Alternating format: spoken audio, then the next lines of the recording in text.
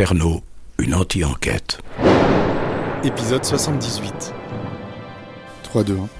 On est dans la maison d'hôte où on a logé avec Farah, c'est le matin. Ça va Farah ? Oui, ça va. Donc je suis en train d'expliquer, on a passé notre matinée, on s'est levé assez tôt et on a scanné toutes les pièces qu'on a trouvées chez Bernard Lethier.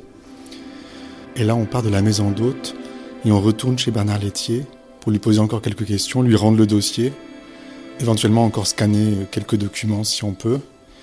Et après on va déjeuner chez sa compagne Lucette. Ils nous ont gentiment proposé de déjeuner avec eux. Ça va, pas trop fatigué ? Non, pas du tout. Moi je suis crevé. Ouais. J'ai mal dormi en plus parce que hier soir avant de m'endormir, j'ai regardé toutes les photos des corps et tout, et de Johanna et Carrasco, et ça m'a empêché de dormir. J'ai fait des cauchemars, je me réveillais tout le temps, je me suis mis à crier à un moment. Voilà, mais bon, c'est comme ça. Je t'avais dit de pas le faire. On se dépêche parce qu'on est en retard. Je programme l'adresse de Lethier. Maintenant, à droite. Rebelote. Une sauvagerie inouïe, un appartement saccagé, la mort et le vol d'une somme d'argent dérisoire. Vous êtes une femme de gauche ? Puis j'irai pas jusqu'au lifting. Ich heiße Thorsten Wolleck. Alors la poutre est pas oui. Madame Segaresco est retrouvée morte, assassinée, le 5 novembre. On avait joué à la fermière. C'est pas vrai. Notre société aime les corps jeunes. Et France gagne. Tout est relié. Vous avez un grand plat à gratin. Cerno, Et ça me suffit pour être heureux. Vous avez atteint votre destination. Cette fois-ci, il nous attend pas devant. Bonjour. Vous avez fait ce que vous avez pu ? Oui, on a passé une partie de la soirée, la matinée, à tout scanner et à lire un petit peu par bribes. Ouais. Et du coup, on a plein de choses dans la tête. Il y a beaucoup de choses en fait. Ah oui, bah, il faut du recul maintenant. Vous allez en oublier une partie. Comment ça va depuis hier ? Moi, ça va. Comme d'habitude. Considérez mal. Alors voilà votre dossier, merci beaucoup. Ah, moi, ça a été feuilleté, hein. Ouais. Merci, C'est bien remis ou... Non, mais bon. Vous êtes tout calme. Hein ? Vous êtes tout calme aujourd'hui. Trouvé ? Ouais. Beaucoup plus calme qu'hier. Ah bon ? Ouais. Je pense que vous faites des idées. Hein. Je pense pas avoir changé en 48 heures. Hein. Peut-être qu'il faudra qu'on revienne parce que ces dossiers c'est précieux pour nous et là on a tout scanné un peu vite, on a lu des bribes. Et maintenant il vous faut le lire à tête reposée puis voir ce qui vous convient, ce qui vous manque, faire le point quoi. Ouais. En fait, grâce à tout ça, je pense qu'on peut faire un portrait de Thierry Paulin. D'après toutes ces déclarations, on peut arriver à se faire une idée du personnage, quoi. Oh, je sais pas, oui. Il y a multiples facettes, hein. Mais tous ces criminels, ils ont un côté humain, malgré eux. C'est ça qui est terrible. En fait, moi j'ai l'impression, là, quand je dis ça, que Paulin, il n'a pas raconté grand-chose, finalement. Non, des globalités. Donc on saura jamais vraiment. Bon, on sait jamais vraiment. On a une vérité, mais est-ce que c'est la vraie ? Et vous avez votre vérité de l'affaire ? Non, la vérité de l'affaire, c'est que c'est des gens qui vont au boulot. Ils agressent pour se faire de l'argent, sans aucun sentiment. La victime, c'est rien. Ils viennent faire du pognon. Quand ils en ont trouvé suffisamment, ils font la fête. Quand ils en ont plus, ils retournent au boulot. Il y a des moyens plus faciles de gagner de l'argent. Je sais pas. Pour eux, a priori, non. Il n'y a pas plus de faire. C'est une personne de 90 ans qui se promène avec sa canne, vulnérable. Il n'y a pas plus facile. Hein. Et puis, a priori, ça a duré un moment avant qu'on les coince. Ils ont eu une baraka extraordinaire. C'est pas dossier réussite, ça. Ah oui ? Ah bah non. C'est pas une réussite, non. Quand ça dure sur 3 ans, c'est pas une réussite. Est-ce qu'on pouvait faire mieux ? Vous, c'est une affaire qui vous a rendu un peu célèbre. Après coup. Est-ce que vous avez été un bon flic ? Oh, je pense. En tout cas, j'étais passionné. Hier, vous m'avez dit que vous vous destiniez d'abord à être prof de sport. Ouais. Et qu'à cause de votre vue, Oui. vous êtes devenu flic. Alors, finalement, est-ce que flic, c'est pas aussi bien voir ? Ah oui, mais c'est autre chose. C'est tout un feeling. C'est bon, je sais pas. Moi, j'ai appris mon métier sur le tas. Hein, j'ai pas fait d'études de droit particulières, mais par contre, quand on est passionné, tous les obstacles tombent. Je trouve que vous avez l'air d'être un matheux, quelqu'un de technique. Tout à fait. Ça, c'est vrai. J'avais un père qui était littéraire et une mère qui était matheuse. Et moi, c'était les sciences. D'ailleurs, j'étais passionné d'informatique parce que j'aimais les maths, la physique et les sciences nat. On ne pourrait pas me parler de philo. Maintenant, bon, on apprend à rédiger les synthèses, Bon, oui, je suis matheux, c'est vrai. Et est-ce que vous êtes psychologue ?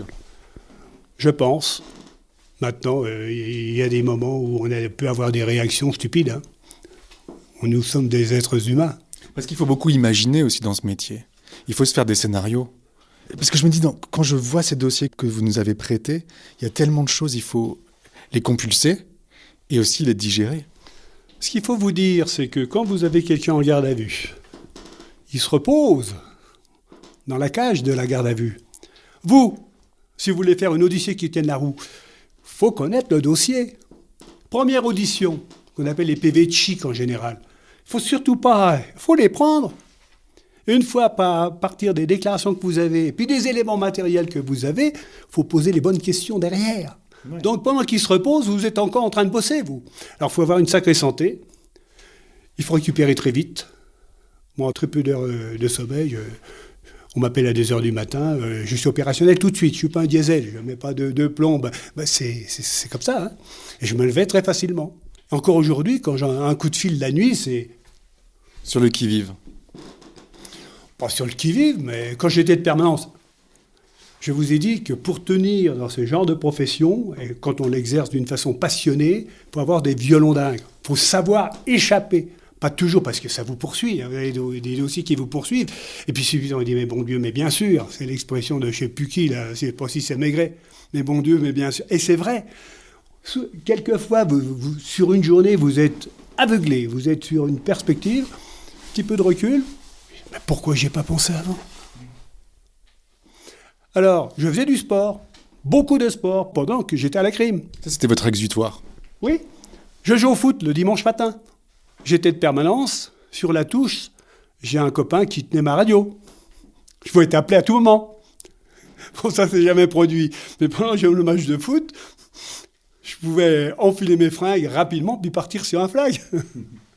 Mais c'était important pour moi. Donc, les techniques et tout, il faut de l'imagination, il faut digérer toutes les infos, quoi. Oui, il faut savoir lire, il faut savoir prendre du recul, il ne faut pas être aveuglé. Je peux vous donner un exemple. Une fois, j'ai un squat dans le 13e arrondissement, incendie dans un squat. Il y a une personne qui périt dedans. Bon, on entend toutes les personnes du squat. Comme par hasard, toutes me désignaient quelqu'un. C'était pas lui, hein. Mais il s'était érigé en chef du squat. Et il emmerdait les autres. Alors tout le monde voulait s'en débarrasser. Alors on l'accusait. Bon, il faut faire la part des choses. Hein. Il faut élucider. Oui, mais il ne faut pas se laisser embarquer parce que vous avez 5-6 personnes qui désignent. Ça m'a amusé. Vous dites, pour être un bon enquêteur, il faut être passionné. Attendez. Enquêteur, déjà, il faut bien... Je vous l'ai dit quand vous êtes arrivé, le travail de police judiciaire, c'est pas le travail d'une personne. C'est un travail collectif. Très important. Il faut savoir s'entourer, il faut savoir déléguer, il faut savoir...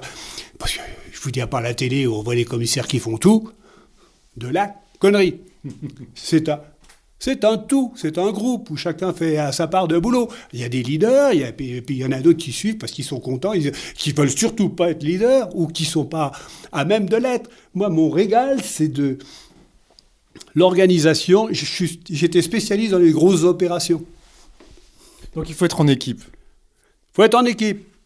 C'est un travail colossal, mais passionnant. À l'époque, on ne parlait pas beaucoup de tueurs en série. C'était en France, on ne connaissait pas trop ça. Si, il y a eu Petiot, il y a eu Messi qu'il y en a eu. Ouais. Il y en a eu, mais on oublie vite, on passe au présent. Ouais. Là, c'était vraiment exceptionnel. Ça fait un moment qu'il n'y avait pas eu de choses pareilles. Après, il y en a eu d'autres. Hein. Je pense à celui dont je vous ai parlé hier, qui est à l'origine du fichier des empreintes génétiques. Guy Georges. Guy Georges aussi, 6 ou 7. Il a fait... connu. Il y a peut-être d'autres, j'en sais rien. Hein. Mais bon, pour l'un, c'est exceptionnel, c'est vrai. Est-ce que le métier de profiler existait? Non. Bon, puis il existe de moins en moins. Ça a été une mode à un moment. Vous n'entendez plus parler de profiler. Hein. Bon. Il y a moins de tueurs en série aussi. Aux États-Unis, si. Ici, bon. Écoutez, Fourniret, on commence à découvrir. Il y en a toujours eu, hein, puis il y en aura toujours. Hein. Fourniret, on ne sait pas tout. Hein. Et l'autre, là, le tueur de la petite Maëva. Nordal le Landais, là. Le Landais, je pense qu'il y a à gratter, là. Ouais. Ça vous manque d'enquêter? Non. Non, je suis passé à autre chose.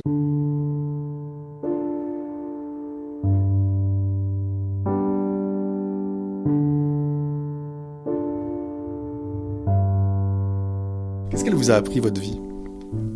Je sais pas quoi vous dire. La vie, on fait ce qu'elle doit être. Hein. Bon, moi, je sais pas, mais... C'est quoi la vie? Je vous ai dit, j'étais pas un grand philosophe. Hein. Moi, c'était les choses concrètes. Je sais pas quoi vous dire. Si tout le monde était irréprochable, je pense que la vie serait monotone. Donc il faut des S'il y criminels. avait des gens intelligents, il faut bien qu'il y ait quelques cons pour mettre en évidence les intelligents. Donc ça sert à ça, les criminels? Ça sert à s'amuser un peu? Non, mais bon, la société cherche à équilibrer. Bon, on cherche, il y a des gens qui... Vous mettez le même jour la même somme d'argent dans différentes poches. Au bout d'un mois, il y en a qui l'auront fructifié, puis il y en a d'autres qui seront complètement ruinés. Bon, l'être humain, il n'y a pas deux êtres humains identiques. Hein. Puis je vous dis, il y a des facteurs chance, il faut savoir la saisir aussi. Le problème, c'est l'argent, non? On peut vivre sans trop d'argent. Il vaut bien avoir un petit peu quand même. Mais c'est à cause de l'argent qu'il y a tous ces meurtres. Je sais pas. Il faut survivre. C'est sûr qu'en ville, c'est pas évident. Hein. Vous n'avez pas vieilli. Oh, je sais pas si j'ai pas vieilli ici. Physiquement, depuis une dizaine d'années, je sens quand même que... Mais très longtemps, j'avais l'impression d'avoir les mêmes performances physiques. Mais si, on arrive dans le club de Tamalou, hein. Ouais. Un petit peu d'arthrose, des choses comme ça. Mais par contre, vous voyez, j'ai des escaliers. Je me force, je passe du temps beaucoup sur l'ordinateur, mais je me lève, je monte mes escaliers. C'est mon activité physique importante. Vous qui avez côtoyé la mort tout le temps pendant votre carrière, est-ce que vous en avez peur? Non. J'ai côtoyé la mort, oui, mais enfin... Oui, c'est vrai. Mais, je vous ai dit, un mort, j'ai une carapace, un type qui souffre, je tomberai pas. Je suis extrêmement sensible. Mais vous n'avez pas peur de la mort? Vous la connaissez?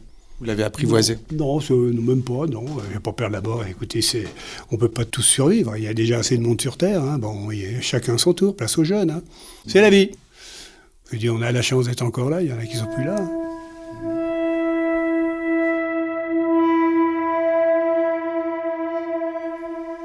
Vous avez regardé votre montre? Hein? Vous avez regardé votre montre? Oui, parce qu'on doit aller manger chez Lucette. Vous êtes heureux avec elle? Très, elle avait un mari exceptionnel. Son Guy, c'était un type, un garçon exceptionnel. Et vous avez rebondi, en fait, tous les deux, Lucette et vous? On était très liés avec eux, c'était sympa comme tout. Et puis elle était très pote avec Madeleine. Donc on se fréquentait beaucoup. C'était dans le hasard. Alors c'est 15 jours avant, il décède. Crise cardiaque. Il s'effondre dans son garage.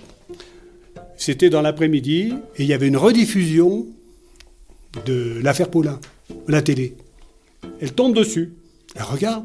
Elle était sur le point d'appeler Guy. Mais il l'avait déjà vu. Hein. Et puis elle s'est ravisée. Elle dit, elle a déjà vu. Elle serait descendue. Elle aurait peut-être... elle aurait trouvé qu'il était mort. Il avait fait une syncope. Mais pour vous dire, il y a de petites coïncidences dans la vie. Donc, il est 12h30. Hein. On part... vous êtes garés du même côté? Oui. On vous suit? Oui. Vous me suivez.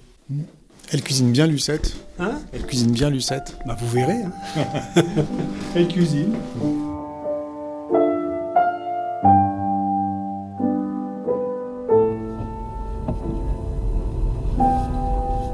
On arrive chez Lucette.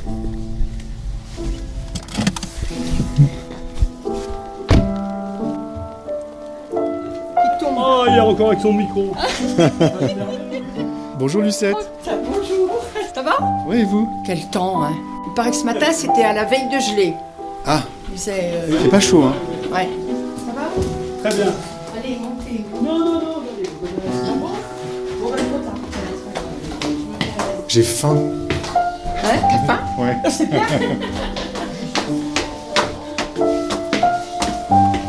C'est comment ton prénom? Julien. Ah, c'est Julien. Ouais. Ah oui, et puis là... Farah. Farah. Farah. Ah d'accord, ok. Ouais.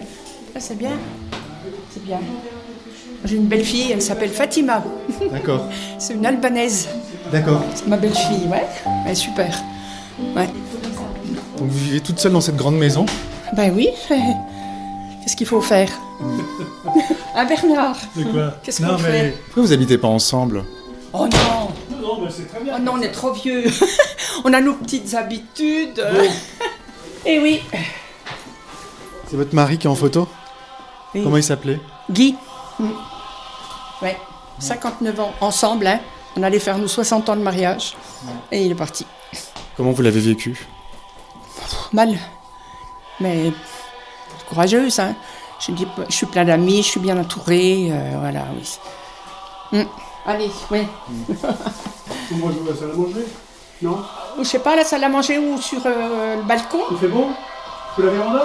Oui. C'est quoi que vous écoutez? J'écoutais Nabucco. D'accord.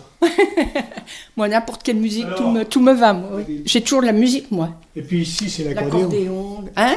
Le musette. La musette. Moi, j'adore danser, j'adore... ça me manque. Vous savez ce qu'on se disait avec Farah hier, Oui, quand on est parti? oui. On vous trouvait très belle. Ah bon? Ouais. Ah ben c'est sympa, merci. Vous savez que vous êtes belle. Oui, ça va, oui, bah oui, ça va. Oui, oui, c'est vrai que j'ai de la chance. On se boit un petit pont, Qu'est-ce que c'est que le pont? C'est quoi? Pontarlier, C'est un pastis, si vous voulez, mais qui est distillé. fait d'ici. Vous venez souvent ici, Bernard? Bon, tout longtemps. Hein. Tous les jours? Tous les 2-3 jours. Tous les week-ends. Tous les dimanches. Tous les dimanches. Ah, j'ai On ma mange cantine ici. Mais vous dormez jamais ensemble? Si, de quelques fois, mais pas Ça souvent. arrive. Ça arrive. Mais de quoi je m'occupe, vous? Mais de quoi je me mêle? Hein? Tu réponds. De quoi il se mêle? Tu réponds. Non, parce que Joker. je suis touché par le fait que vous vous soyez mis ensemble Joker. après votre veuvage. Oh bah oui, on s'est pas occupé du camp d'Iraton, hein, Bernard. On a dit, allez, hop, hop. Est-ce qu'on vous a critiqué? Oh, non, je crois pas, hein, Bernard. Que? On nous a pas critiqués. Non. Je pense pas. Puis de Il y en toute a- façon. Au bout de 2 ans du décès de Madeleine et puis de... C'est pas comme si on s'était mis tout de suite au bout de 6 mois, Non. mais au bout de 2 ans, Il faut être en situation pour comprendre ce que c'est que la solitude. c'est vrai. Vous avez souffert de la solitude tous les deux? Un petit peu quand même, oui. Ah oui. Mais bon, comme on positive. Toi, tu es positif plus que moi. Est-ce que vous avez des idées noires parfois? Ouais. Voilà. Bon, allez. Qu'est-ce qu'on mange? Alors, qu'est-ce qu'on mange? Ben, un petit hors d'œuvre, crudité. Et puis un émincé de veau avec la purée de carottes. Voilà, un fromage et une tarte à la rhubarbe. Waouh! Et ma santé, hein. Merci Santé. pour tout. Merci pour votre accueil et votre gentillesse. Mais c'est- Vous viendrez. Bah oui, ah, ça c'est sûr. on va- Les gens paraissent froids. Mais il faut qu'ils adoptent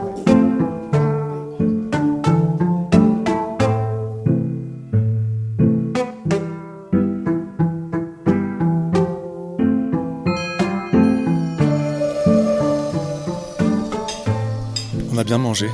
Vous avez bien mangé, Bernard? Vous avez bien mangé? Comme d'habitude. Quand je mange ici. Tous les jours, c'est comme ça? Non, pas tous les jours. 2-3 jours. Les bonnes choses, faut pas en abuser.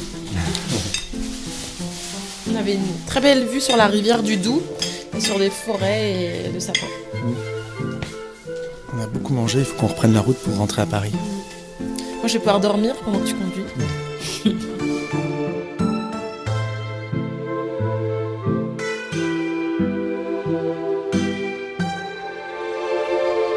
Bon, qu'est-ce que vous allez faire cet après-midi?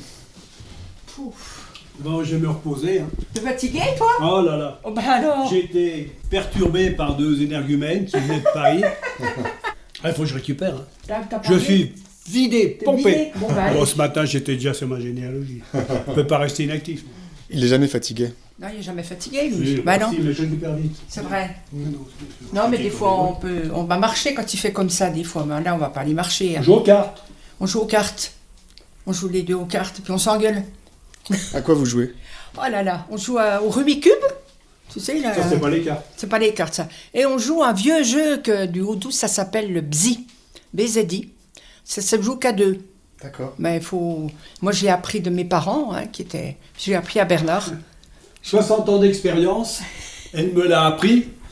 Alors évidemment, je me faisais battre à tous les coups.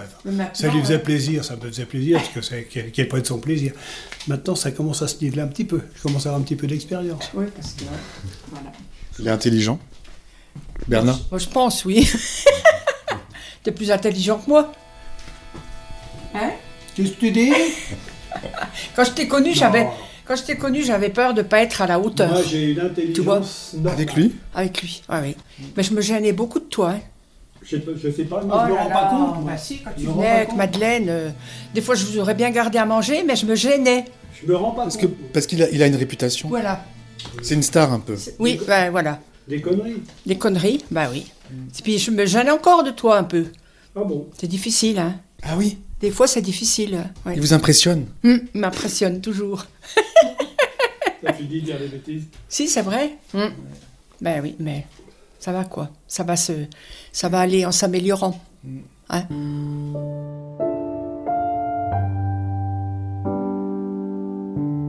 On y va, Farah? Ouais. On prend la route? Oui. Bon, bah merci beaucoup, hein, c'était super de vous rencontrer. Ben oui, hein, vous reviendrez. De temps en temps, abandonnez votre micro. Hein. Vous allez avoir mal au coude. Hein. Ben, bonne route. Hein. Merci Lucette pour l'excellent Soyez repas. prudents, prenez soin de vous, puis voilà. Vous aussi. Merci pour tout. Prenez soin de vous. On rentre? C'est parti. C'est quoi? Oh, merci. C'est des fromages? Merci. Il nous offre 2 sacs de fromage. Bienvenue dans le Haut-Doubs, coin de paradis et terre d'asile. Poursuivez votre trop bref séjour en dégustant quelques produits locaux signés Bernard Laitier. Trop mignon. Rentrez à la maison. Démarrez le guidage vers l'adresse du domicile. Veuillez suivre la flèche de direction. En sortant, veuillez tourner à droite.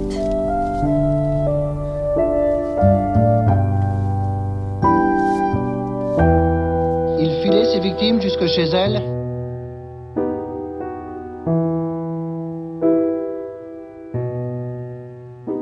« 3, 2, 1. Je suis chez moi. Et c'est un grand jour aujourd'hui parce que je vais recommencer, pour la première fois depuis la pandémie, à aller sur les lieux de crime. Ça fait presque 2 ans que j'ai pas fait ça. Donc là, c'est l'après-midi. Je sais que je dois aller dans le 14e, rue Lacaze. C'est là que Thierry Paulin, tout seul, a priori, a inauguré sa 2e série de meurtres. J'ai mon matériel, quelques documents. Je suis un peu inquiet, à vrai dire, parce que ça fait longtemps que j'ai pas fait ça. Et je me dis, est-ce que je vais réussir de nouveau à pouvoir entrer dans les immeubles et à rencontrer des gens surtout? Donc à partir de maintenant, je suis entre les mains du hasard.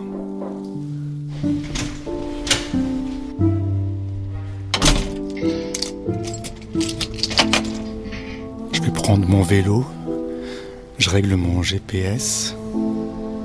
À suivre. Merci d'avoir écouté cet épisode, produit grâce à tous les contributeurs au Patreon de Cerno, que je remercie du fond du cœur. Merci également à Farah, qui est à l'origine de cette trilogie sur le commissaire laitier, et rendez-vous dans 15 jours pour l'épisode suivant. D'ici là... Ne laissez pas traîner vos grands-mères. Hein?